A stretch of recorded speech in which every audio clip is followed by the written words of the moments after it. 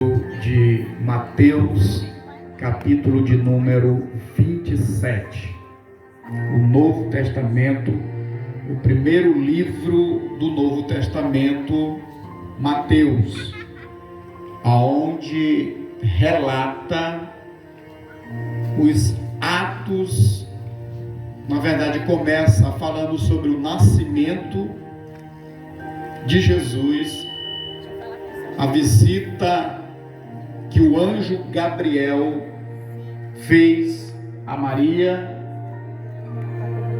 e trouxe uma notícia para ela. E aí nós findamos, aí nós vamos lendo o livro de Mateus, nós vamos encontrando os atos, as ações, o ministério de Jesus sendo registrado por Mateus, por esse escritor que foi inspirado para relatar sobre a vida de Jesus. O Evangelho consiste nisto. O Evangelho consiste na vida de Jesus, no nascimento, na verdade, no anúncio, no nascimento, no ministério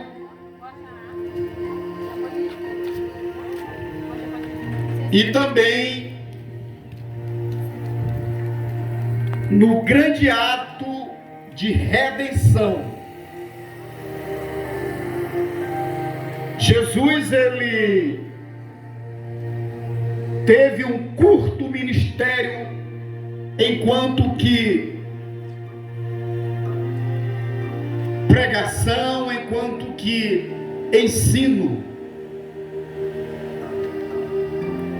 de uma forma, de uma vez que a Bíblia registra o seu nascimento,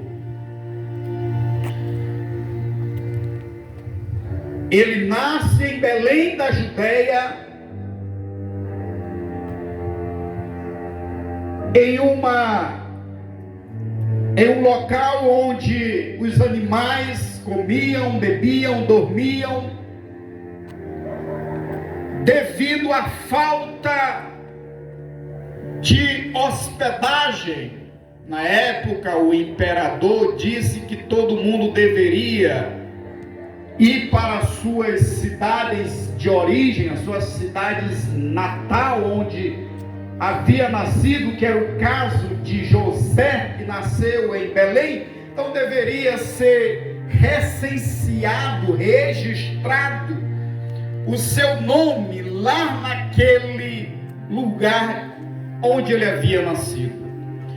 E Maria estava prestes ao 9º mês para então vir o nascimento de Jesus. E durante aquele percurso muito grande, se nós formos perceber, para uma gestante que está no 9º mês, não é muito fácil ter que caminhar, andar de um jegue, de um burro, e caminhando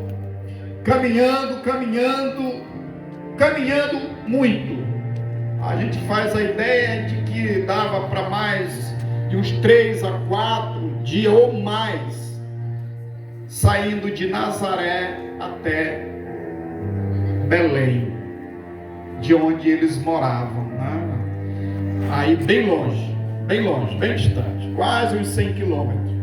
Então, até que eles chegaram lá, não teve mais local para eles ficarem, então ofereceram para ele uma estrebaria, um local onde os animais comiam, bebiam, dormiam, faziam as suas necessidades e ficaram lá.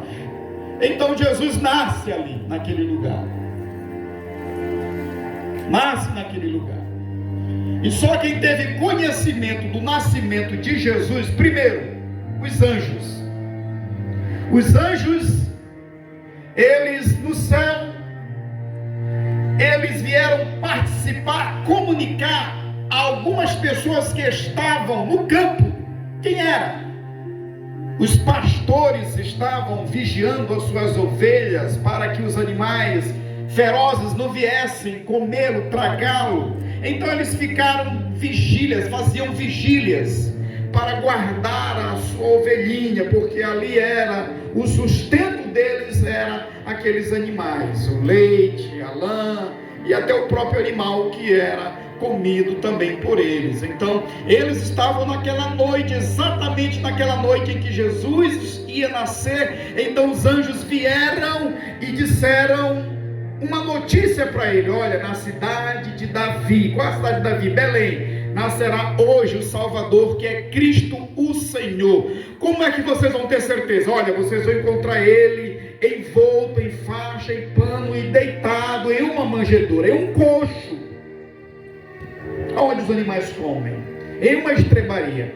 Então o anjo deu o endereço exatamente onde Jesus estava, e exatamente eles saíram apressadamente e encontraram como for anunciado pelos anjos. Ok, Jesus nasceu, e quando Jesus nasce em Belém da Judeia, alguém do outro lado do palácio ficou sabendo dessa história, dessa notícia, e quis logo imediatamente saber o que estava acontecendo na redondeza, na região, no estado, no seu estado onde ele era o imperador.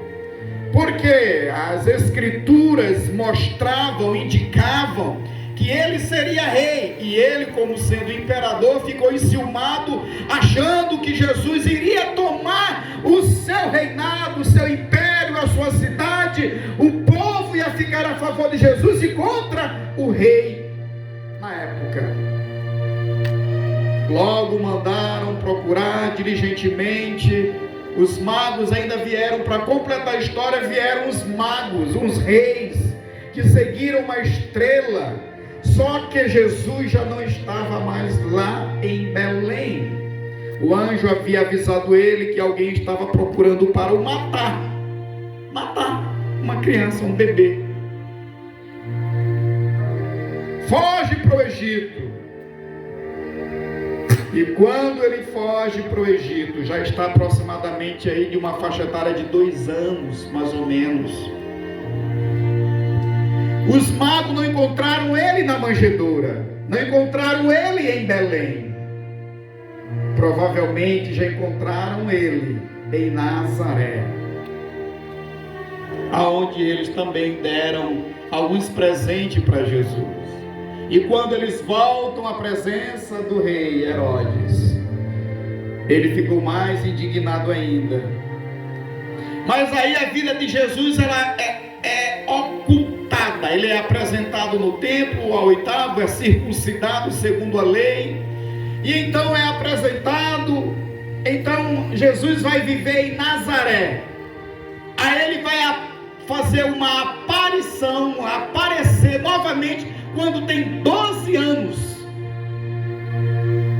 em uma festa da Páscoa, em uma festa judaica, em Jerusalém. Todo mundo regressava nas cidades, dos lugarejos, iam até Jerusalém, a capital de toda aquela região ali, Jerusalém, iam para lá.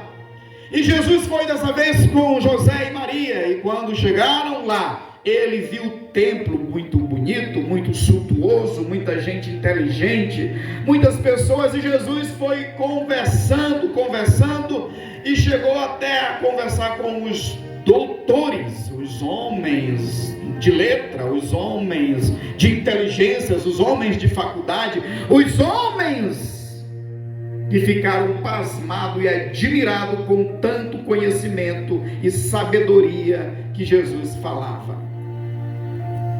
Tudo bem, a Bíblia oculta de novo, de 13 anos, 14, 15, 16, 17, 18, 19, 20, 21, 22, 23.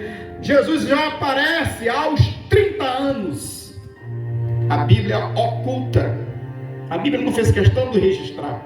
Nós não temos registro da vida de Jesus de 13 anos, não é? Por exemplo, de 2 anos até 11, e de 13 anos, a gente sabe que a Bíblia dá insinuação de que ele trabalhava na carpintaria junto com José. E depois a Bíblia oculta, como já disse, vai aparecer aos 30 anos. E ele aparece aos 30 anos, lá no Rio Jordão, aonde iria começar o seu ministério, a vida de pregação, a vida de milagre, a vida de cura, a vida que ele iria fazer, executar através do que Deus havia prometido que ele deveria fazer. Então João Batista olha e percebe, e o Espírito Santo fala: olha, João Batista, é esse aí o Cordeiro de Deus que tira o pecado do mundo. Jesus aparece e é batizado no Rio Jordão por João Batista, e João Batista profetiza, declara que aquele era o Cristo que havia de vir para salvar a humanidade. Após o batismo, Jesus é levado ao deserto da Judeia. Ele passa 40 dias e 40 noites no deserto da Judeia. 40 dias e 40 noites no deserto da Judeia. E naquele deserto, logicamente, sol, frio. E ele está ali, sem comida, sem bebida, sem sombra, sem ar, sem bem, sem amigos, sem ninguém. Estava em jejum total. Para quê? Qual a necessidade disso? Sem comer, sem se alimentar. E no finalzinho, no capítulo 4 de Mateus, diz que no finalzinho desses 40 dias se aproximou alguém, um ser se aproximou para ele.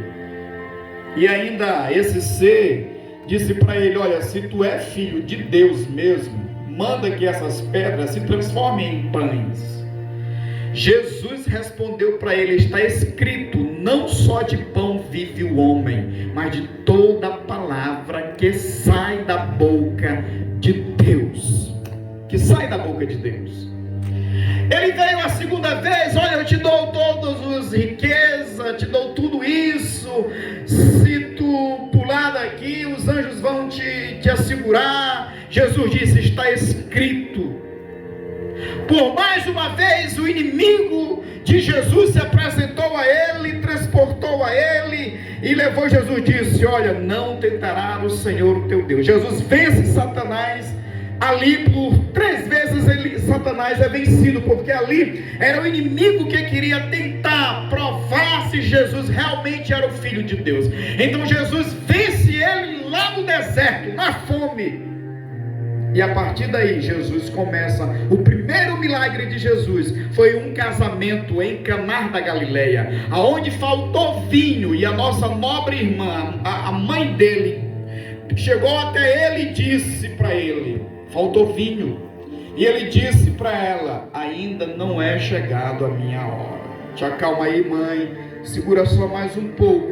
Então Maria disse para ele: fazei tudo quanto ele vos disser. Isso você vai encontrar no livro de Mateus, no livro de Marcos, de Lucas e de João. Especialmente João que fala isso, não é? Sobre esse primeiro milagre em uma festa de casamento. Jesus transforma água em vinho. Após isso, Jesus começa a fazer tantos e tantos outros milagres. As pessoas começam a acompanhá-lo, e os inimigos fariseus, o povo da lei, o povo que era para acolher Jesus, o povo que era realmente para acolher ele, para andar com ele, para estar junto com ele, foi muito pelo contrário, foram os que mais perseguiram ele. E quem foi os mais que perseguiram a Jesus? Os religiosos, os judeus, aquele povo do templo, o sacerdote, o sumo sacerdote, aquele povo exatamente que lia a Torá, a lei de Moisés. Foi exatamente. Já os pecadores eram diferentes. Já os pecadores, eles queriam ouvir a palavra. Os pecadores, ou seja, aquelas pessoas que não participavam de religião, não participavam disso, daquilo outro, eram os que queriam ouvir a palavra. Era muita exceção um dos outros que queriam. Mas por que não queriam?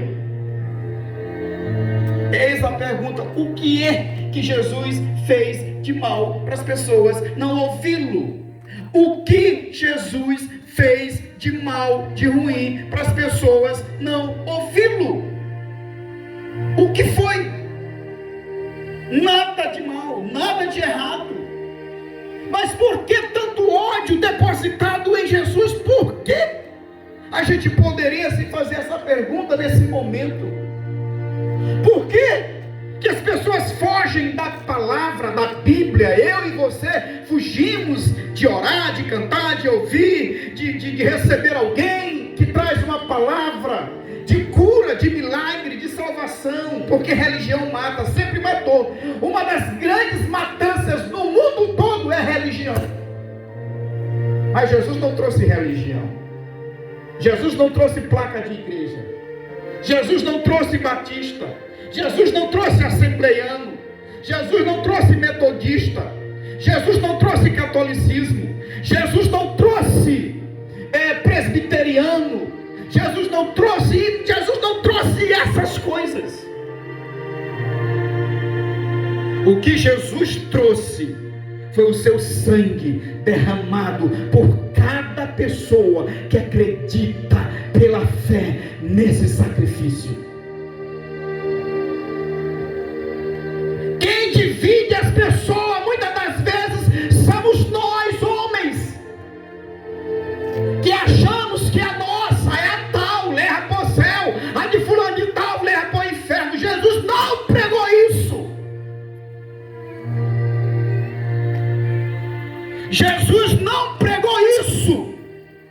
Jesus pregou a salvação. Jesus veio a essa terra para doar a sua vida em resgate da pobre alma minha aqui que vos fala.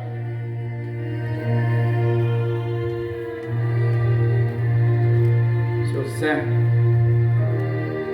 foi exatamente isso que ele fez em resgate das nossas vidas. É a coisa mais linda, é a coisa mais linda que existe. É o trabalho que ele fez, que executou em favor dos que querem. Porque a Bíblia diz assim: ele veio para o que era seus, e os seus não receberam. Aí ele diz assim: mas todo quantos receberem, Deus deu-lhe o poder de se tornarem filhos de Deus. Aí em João 3,16 diz: porque Deus amou o mundo, as pessoas, de tal maneira que deu seu Filho, quem? Jesus, que deu seu Filho unigênito, para que todo aquele que nele crê, não pereça, mas que tenha a vida eterna.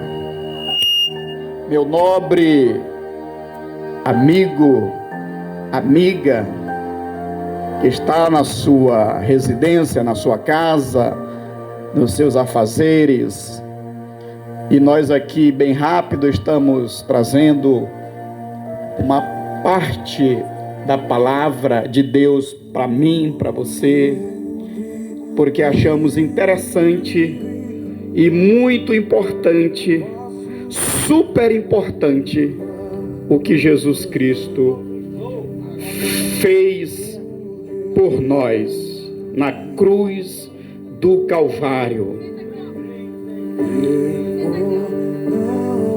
Glória a Deus. É o Manuel, né? O nome dele. Gezi. Certo, meus nobres amigos? E hoje, por exemplo, é a semana que a gente denomina a Semana Santa, né? Semana, na quinta-feira, digamos assim, lá no tempo de Jesus, ele foi preso, estava lá no jardim, foi preso. Depois de ser preso, foi conduzido à presença dos Caifás, que era o sacerdote da época. Depois levaram para o governo, que era Herodes. Depois levaram para um outro governador, Pilatos. Aí é um bate e volta de Jesus para lá, Jesus para cá. Não acharam condenação aqui, não acharam ali. Aí Pilatos, por último, Pilatos chama o povo e apresenta Jesus. Pilatos apresenta Jesus a uma turmada de pessoas, e naquele dia ele também trouxe um outro homem que também seria condenado à morte. E a morte na época era morte de cruz, uma morte vergonhosa. E os romanos, eles tinham esse hábito de matar as pessoas assim cruéis, as pessoas violentas, as pessoas que incendiavam, que faziam terror na cidade, na cruz. E muitas das vezes eles deixavam as pessoas na cruz. A história conta que eles deixavam as pessoas na cruz por uma semana, e a pessoa ia morrendo aos poucos, com fome, com sede, tipo em um deserto. Então era uma coisa cruel. Ia morrendo aos poucos. Então Jesus é apresentado depois de chicoteado, levado muita porrada. E então trouxeram Barrabás e disseram: olha, fala o seguinte, vocês querem que eu liberte Jesus ou que eu liberte Barrabás? Aí o povão gritou: nós queremos que o Senhor liberte Barrabás. Barrabás foi liberto. E Jesus, e o que eu faço de Jesus? Pilatos perguntou, o chefe do estado perguntou: que ele seja crucificado. Que ele seja crucificado.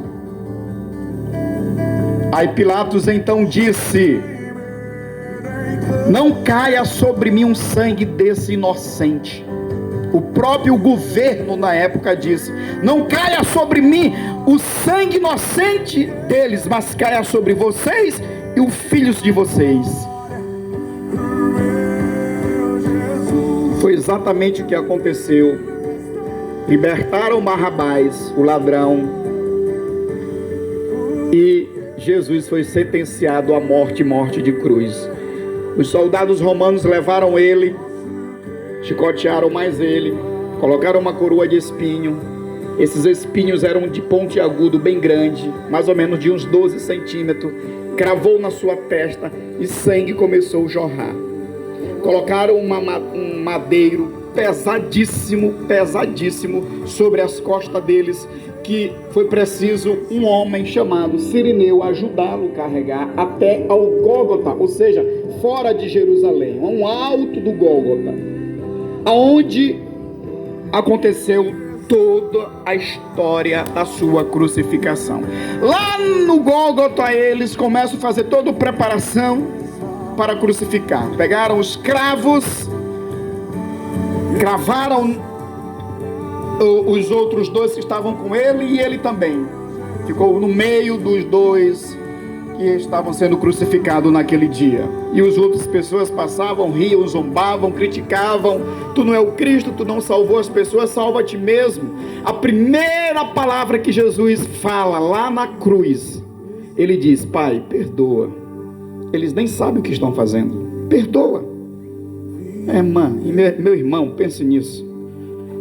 Nessa hora, Jesus ainda agonizado, com fome, desde a quinta-feira, quinta, sexta, né?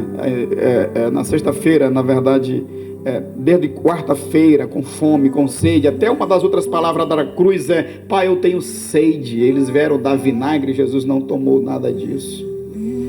Então, Jesus passou tudo isso com o único propósito Por que Jesus teve que morrer na cruz? Por que Jesus teve que vir a essa terra?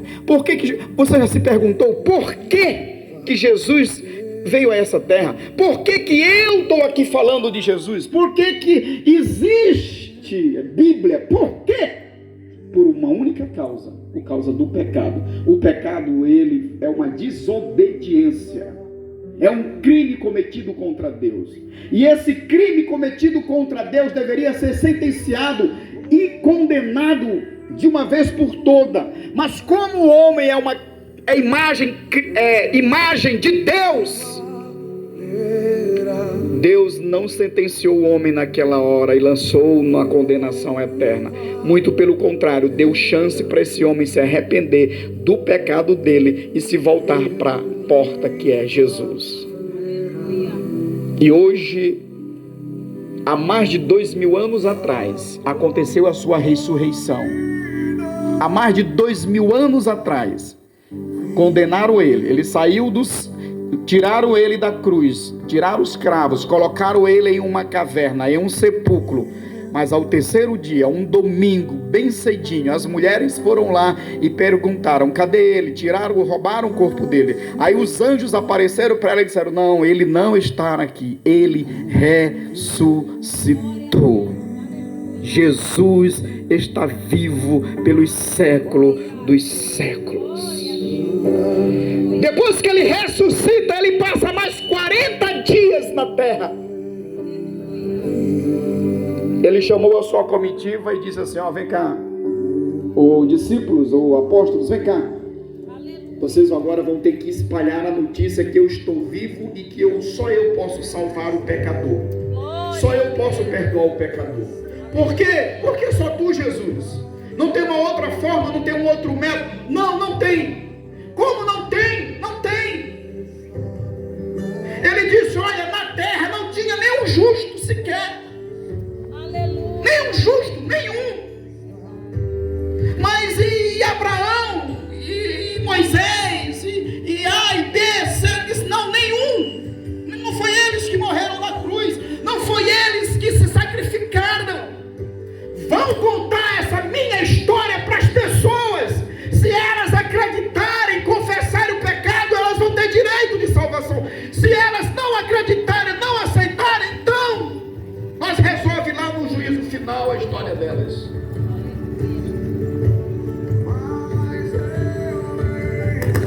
Nós resolve a situação delas depois.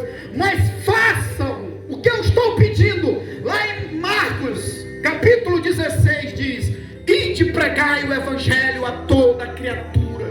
Ide pregai, ide mostrai para as pessoas, vá anunciar que eu vim a essa terra, que eu fiz isso, fiz aquilo outro.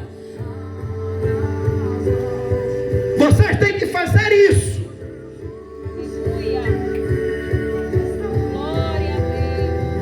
E com a permissão de Deus estamos fazendo isso aqui, agora, hoje. Neste 9 de abril de 2023, ainda continuando pregando o Evangelho. A única porta, quem abriu foi Jesus. Pelo seu sangue derramado na cruz do Calvário, em resgate. Ele é o nosso substituto. Porque não tinha nem no céu, nem na terra, que poderia pagar o nosso crime do pecado cometido, senão Jesus. E Ele deu-nos a vida eterna. Por isso nós te convidamos nessa hora. Tu crês no Evangelho? Tu crês na palavra de Deus? Tu crês na Bíblia? Tu crês no poder do Evangelho? Você crê em Jesus Cristo? Aonde estará a minha e a tua vida depois que nós morrermos?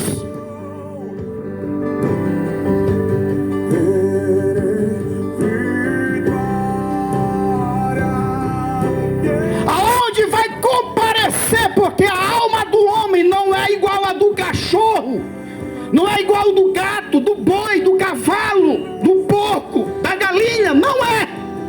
O homem é a imagem e semelhança de Deus. O fôlego quem deu foi Deus. Todo ser humano que nasceu há de prestar conta da sua vida com Deus. Todo, sem exceção de nenhum. É assim que a Bíblia diz. Se eu estiver mentindo, você tem que procurar ela aí e depois me contradizer.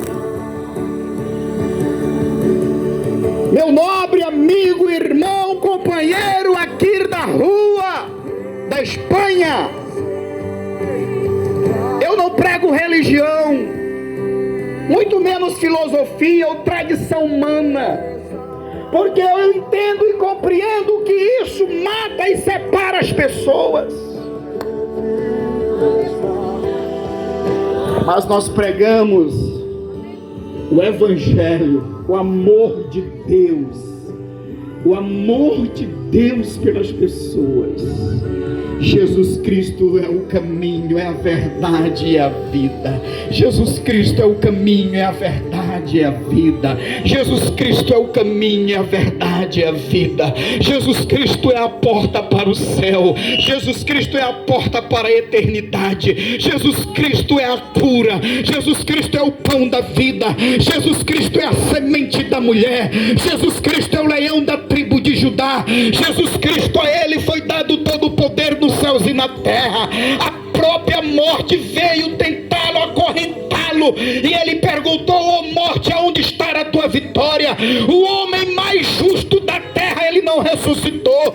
O homem, por mais limpo que foi na terra, mas a Bíblia diz que a sua justiça é trapo de imundícia. A sua própria justiça não vale para salvá-lo. Mas Jesus Cristo ressuscitou. Mas Jesus ressuscitou. A morte não pôde detê-lo lá no sepulcro. Ao terceiro dia, eles perguntaram: o que vocês estão fazendo aqui procurando quem está vivo entre os mortos? Ele ressuscitou. E ele disse assim, quando ele passou 40 dias e ainda na terra, ele disse: olha, eu vou para o Pai, mas enviarei o Consolador. Ficai em Jerusalém até que do alto sejais revestido de poder. E assim que se cumpriu a última Páscoa, depois da Páscoa vem a festa do Pentecoste. 10 dias depois da Páscoa é o dia de Pentecoste. E esses 10 dias, quase 120 pessoas ficaram aguardando a promessa de que Jesus disse: olha, vocês vão receber um Consolador, ele virá sobre vocês e vocês vão ser minha testemunha aqui e acolá e aonde for necessário. E assim que se cumpriu o dia de Pentecoste, estavam quase 120 reunidos. Já você vai ver isso no livro do Atos dos Apóstolos, no capítulo de número 2. E a Bíblia diz que o vento veemente, impetuoso, e encheu toda a casa, e foram vistas línguas repartidas como que de fogo. O que é isso? É o nascimento da igreja. O que é isso? É o poder de Deus. E a partir daí, aquele Pedrão que negou Jesus 3 vezes, ele pegou o microfone na época, o seu pulmão, a sua boca, e começou a pregar. E na sua primeira pregação, depois de cheio do Espírito Santo, de poder e de graça, quase 3.000 pessoas ouviram, entenderam, compreenderam que aquilo era o poder de Deus. Será que 3.000 pessoas estavam tudo louca? Não estavam. Eles viram e perceberam que aquilo era de Deus. Já se faz mais de 2.000 anos que isso aconteceu. Aí ele disse assim: olha, vá pregar.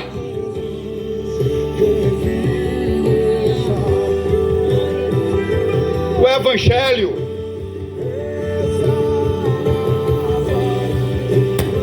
Por quê? Porque eu vou voltar uma outra vez a essa terra. Vai voltar? Sim. Quando? Não sei. Quando o Senhor vai voltar? Não sei. Qual o dia que Jesus voltará de novo a essa terra? Não sei. Eu não sei, tu não sabe, ninguém sabe. Por isso ele disse: ficai atento, vigie, preste atenção, se prepare. Assim como foi nos dias de Noé, será a vinda do Filho do Homem. Você não se preocupa se Jesus chegar e te encontrar dessa mesma forma que tu está? Será que tu não preocupa com a tua alma, rapaz? Não acredito nisso. Tu não tem medo de ir para a condenação eterna? O que tu tem feito para preparar para se encontrar com Jesus a segunda vez que ele vier à terra? Ah? Não, me responde. Seja sincero com você mesmo. Aí e agora. Tu estás preparado? Esquece religião, que só aí mata os outros. Pense, pare e pense. Eu estou porque ele não vive aqui outra vez para vir morrer. Não. Essa coisa. A Bíblia diz no livro que ele vem sobre as nuvens do céu. No livro de Tessalonicenses, no capítulo de número 4, versículo 16, diz que ele virá uma outra vez com um soar de trombeta. A Bíblia diz: os que morreram em Cristo vão ressuscitar primeiro. A Bíblia que diz isso. Os que morreram em Cristo vão ressuscitar primeiro. Depois nós que estivermos vivos seremos transformados. Como transformados? Eu também não tenho que explicar. Eu só sei dizer que a Bíblia diz que o que está dizendo: olha, os que morreram na fé de Cristo vão ressuscitar, vão voltar a viver. Quando eu voltar a outra vez a essa terra, eu vou esperar eles lá, em uma certa altura. As pessoas que morreram no cemitério, no mar, não sei por onde morreram, eles vão ter que voltar para o seu corpo. O seu espírito vai voltar para o seu corpo. Vão ressuscitar. Pedro Enéas, a Bíblia diz que todos vão ressuscitar, todos. Agora, primeiro os que morreram em Cristo. E os que não morreram na fé, não morreram em Cristo, vão ressuscitar? Vão. Quando? No juízo final. Todos vão ressuscitar. Toda pessoa que morreu vai ressuscitar. Mas primeiro a Bíblia diz que vai ressuscitar os que morreram em Cristo. Cristo pega essas pessoas e leva ao paraíso para estar com ele para sempre. E as pessoas que morreram de qualquer forma de vida aí vão ressuscitar? Sim. E o que a Bíblia diz sobre eles? Vão ressuscitar para entrar no juízo final e ser condenado. Pronto, é assim que a Bíblia diz. A Bíblia diz. Não fica bravo comigo não, viu?